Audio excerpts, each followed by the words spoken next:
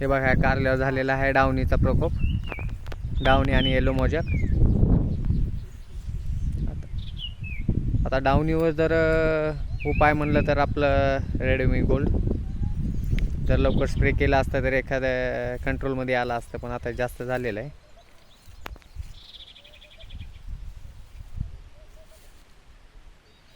डावणी हा वेलवर वर्गीय, हे बघा हे ट्रॅप लावण्यात आले होते.